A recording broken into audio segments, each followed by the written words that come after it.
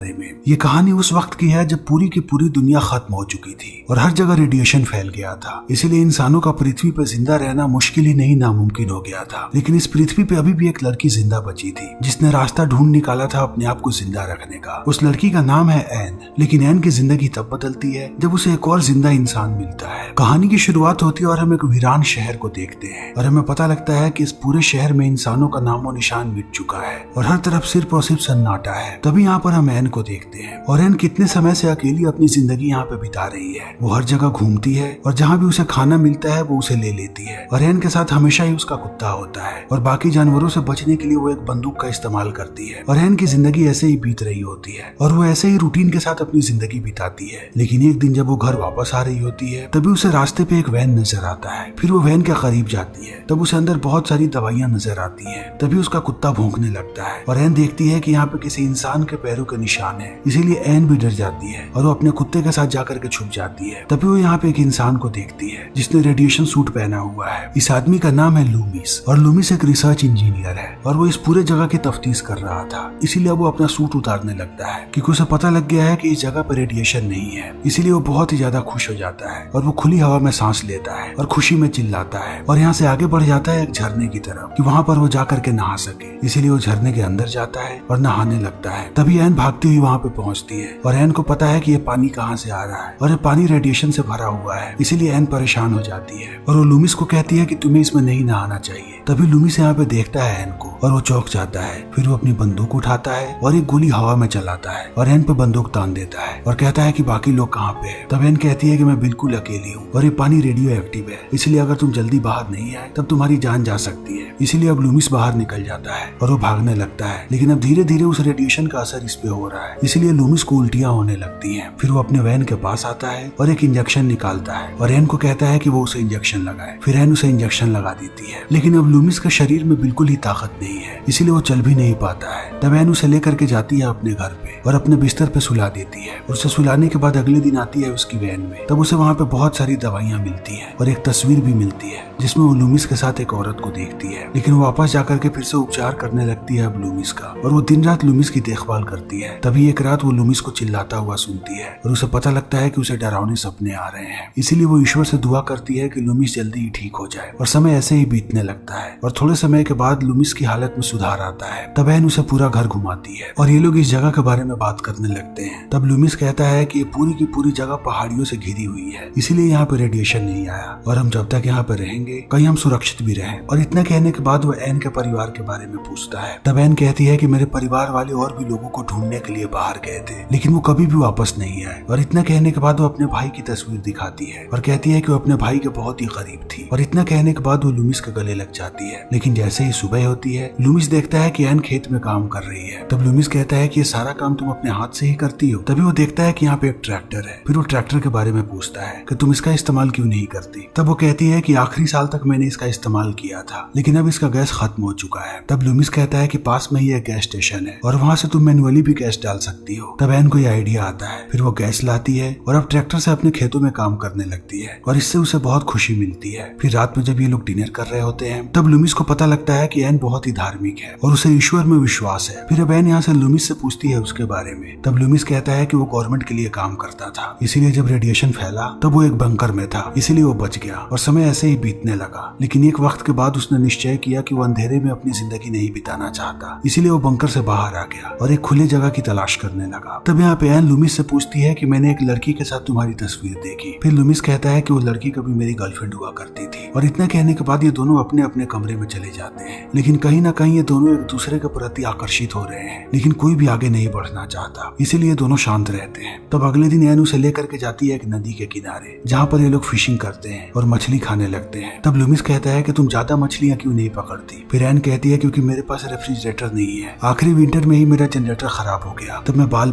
बची क्योंकि सर्दी बहुत ही ज्यादा थी और बिना हीटर के अपनी जान बचाना बहुत ही मुश्किल था। तब इन बातों को सुनने के बाद लूमिस कहता है कि मैं तुम्हारे जनरेटर को ठीक कर सकता हूँ। इसीलिए वो वापस आकर के जनरेटर को देखता है लेकिन उसे पता लगता है कि ये जनरेटर ठीक नहीं हो सकता। तब वो जाता है झील के पास और कहता है कि यह वाटर रेडियो एक्टिव है, इससे अगर हम चाहें तो बिजली बना सकते हैं। और इतना कहने के बाद वो डिवाइस बनाने लगता है। फिर वो वो आता है यहाँ के चर्च के पास और कहता है कि यहाँ पे बहुत सारी लकड़ियां हैं और इसके मदद से हमें बिजली बनाने में मदद मिलेगी, इसीलिए हमें पूरे के पूरे चर्च को तोड़ना पड़ेगा। तब इस बात को सुनने के बाद एन मना कर देती है और कहती है कि इस चर्च को मेरे पिता ने बनाया था और हर एक संडे को हमारा पूरा का पूरा परिवार यहाँ पे आता था प्रार्थना करने के लिए, इसीलिए मैं बहुत ही ज्यादा जुड़ाव महसूस करती हूँ इस चर्च से। फिर इन सारी बातों को सुनने के बाद अब कहीं ना कहीं लूमिस भी शांत होने लगता है और वो इंतजार करने लगता है कि वो कब एन को मना पाएगा इस काम के लिए। फिर समय ऐसे ही बीतने लगता है और ये दोनों ऐसे ही खेतों में काम करते रहते हैं और धीरे धीरे इनकी दोस्ती और भी ज्यादा गहरी होने लगती है। तभी एक दिन एन देखती है कि लूमिस गायब हो गया है, इसीलिए वो उसे ढूंढने लगती है और ढूंढती हुई पहुंचती है एक मिनी मार्ट में। तब वो देखती है कि लूमिस ने बहुत सारी मिठाइयां खाई हैं और उसके साथ साथ बहुत ही ज्यादा शराब पी लिया है, इसीलिए अब एन उसे लेकर के घर आने लगती है और घर आने के बाद उसके कपड़े उतारने लगती है। तब लूमिस उस पर चिल्लाने लगता है और कहता है कि मेरा कभी भी करीब मत आना और मुझे छूने की तो कोशिश कभी भी मत करना और मुझे तुम्हारी मदद भी नहीं चाहिए। और इतना कहने के बाद वो उसे भगा देता है। लेकिन जैसे ही सुबह होती है लूमिस पहुंचता है एन के पास और वो उससे माफी मांगता है और कहता है कि रात में मुझे पता ही नहीं चला कि मैंने क्या किया। तब एन कहती है कि मैं समझ सकती हूँ और ये लोग फिर से काम करना शुरू कर देते हैं और इन्हें देख करके ऐसा लगता है कि उस रात से इन्हें कोई फर्क नहीं पड़ा। तभी एक रात एन फिर से एक बढ़िया डिनर बनाती है और ये दोनों कैंडल के नीचे डिनर करते हैं और शराब भी पीते हैं और उसके बाद ये दोनों डांस करने लगते हैं। फिर ये अपने आप को नहीं रोक पाते, इसीलिए ये दोनों किस करते हैं और किस के बाद अब एन तैयार होती है इंटीमेट होने के लिए लूमिस के साथ और लूमिस भी उसका करीब आता है। लेकिन थोड़े समय के बाद वो रुक जाता है और कहता है कि अगर हमने ये किया तब हमारा रिश्ता पूरे तरीके से खराब हो जाएगा, इसीलिए हमें ये सब कुछ नहीं करना चाहिए और मुझे लगता है कि हमें थोड़ी और समय की जरूरत है। और इतना कहने के बाद वो फिर से गले लगा लेता है एन को। लेकिन जैसे ही सुबह होती है एन बाहर शिकार पे जाती है। तब वो देखती है कि उसका कुत्ता भाग रहा है और वो भौंक रहा है, इसीलिए वो अपने कुत्ते का पीछा करती है। तब उसका कुत्ता जाता है एक और इंसान के पास और उसे देखने के बाद अब एन चौंक जाती है। तब वो आदमी कहता है कि मैं बिल्कुल भी तुम्हें चोट नहीं पहुंचाना चाहता, मैं जल्दी यहाँ से चला जाऊंगा, लेकिन जाने से पहले क्या मुझे थोड़ा सा पानी मिल सकता है। फिर इस बात को सुनने के बाद अब एन इस आदमी को घर लाती है। तब हमें पता लगता है कि इसका नाम है केलेब। लेकिन जैसे ही अब यहाँ पे लूमिस इस आदमी को देखता है वो उस पर बंदूक तान देता है। तब एन उसे रोकती है और कहती है कि इसे बस पानी पीना है। फिर इस बात को सुनने के बाद अब लूमिस बात करने लगता है यहाँ पे केलेब से और वो उसका रेडिएशन भी चेक करता है और कहता है कि तुम्हारे शरीर में अभी भी थोड़ी थोड़ी रेडिएशन है, लेकिन थोड़े दिन आराम करने के बाद ये चीजें ठीक हो जाएंगी, इसीलिए तुम यहाँ पे रह सकते हो, लेकिन तुम घर के अंदर नहीं आ सकते। और इतना कहने के बाद अब लूमिस घर के अंदर आ जाता है। तब एन उस पर गुस्सा करने लगती है और कहती है कि उसे हमें अंदर आने देना चाहिए, हम किसी को भी ऐसे बाहर नहीं रख सकते। इसीलिए बेन जाकर के केलेब को अंदर ले आती है। तब केलेब नहाता धोता है और वो इनके साथ खाना खाने लगता है। फिर वो बताता है कि वो 50 मील से पैदल चल करके आ रहा है और वो बस इंसानों को ढूंढ रहा था। फिर ये सब लोग अपनी अपनी कहानी बताने लगते हैं। तब लूमिस कहता है कि जब वो यहाँ पे आ रहा था तब उसे रास्ते में एक टीनेजर बच्चा मिला था जो रेडिएशन के चपेट में आ गया था और वो दर्द से कराह रहा था। इसीलिए उसने मुझसे आग्रह किया कि मैं उसे मार ताकि उसे दर्द से मुक्ति मिल जाए। इसीलिए मैंने अपनी बंदूक निकाली और उसे शूट कर दिया।